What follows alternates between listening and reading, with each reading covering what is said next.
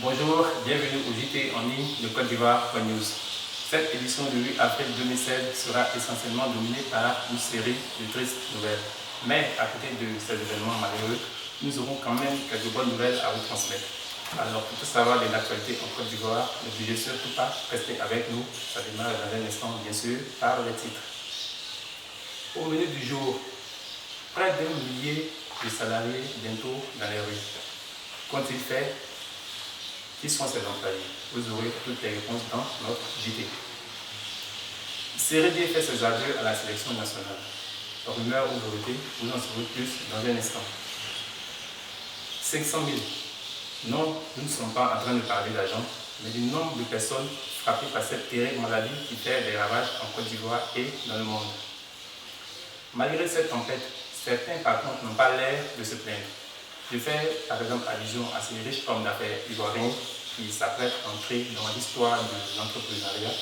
Et je fais également allusion à cette nouvelle société qui, à peine installée en Côte d'Ivoire, s'apprête à ouvrir une seconde succursale. Sur ce, nous passons maintenant au développement de notre journal.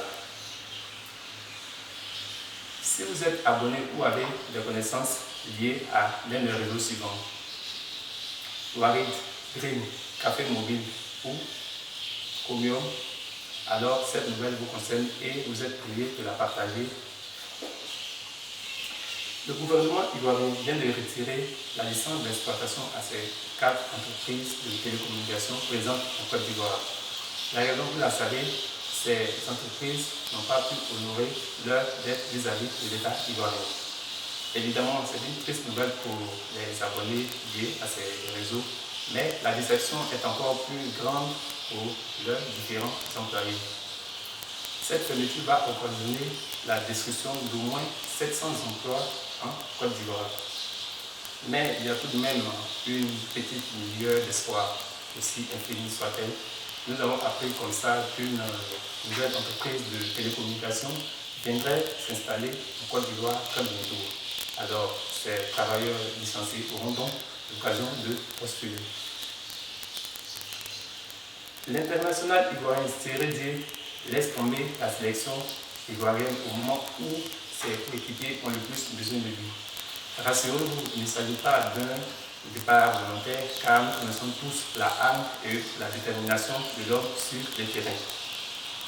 Au plus grand regret de son club et naturellement des Ivoiriens, le milieu de terrain de Stuttgart s'est blessé lors du dernier match de championnat de son équipe la semaine dernière.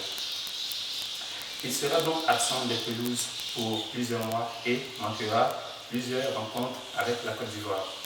D'abord, le 20 mai 2016 face à la Hongrie en match amical, ensuite le 3 juin face au Gabon, et enfin pour le match combien important des éléphants face à la Sierra Leone le 2 septembre à Abidjan.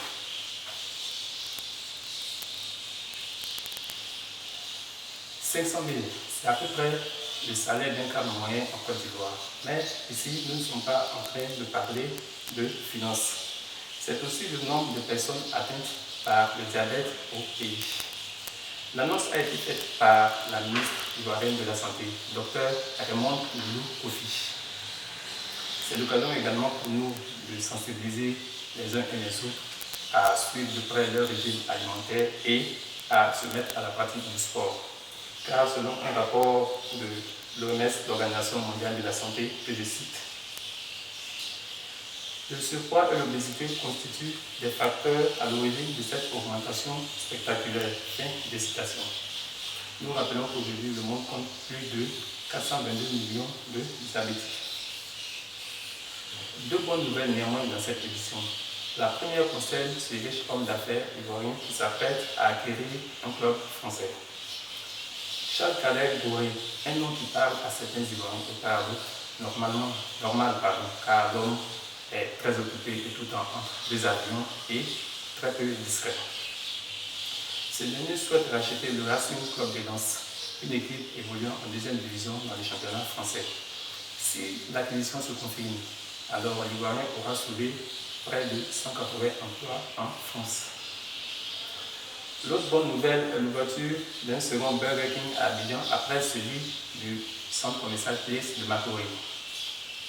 Le groupe français compte bientôt ouvrir sa seconde enseigne sur le territoire ivoirien, mais cette fois à l'aéroport international Félix Houphouët-Boigny. Décidément, les activités vont bon train pour cette société et nous espérons qu'elle en profitera pour générer quelques emplois en Côte d'Ivoire. C'est la fin de ce JT. Merci de nous avoir suivis. Rendez-vous la semaine prochaine pour un autre bulletin d'information.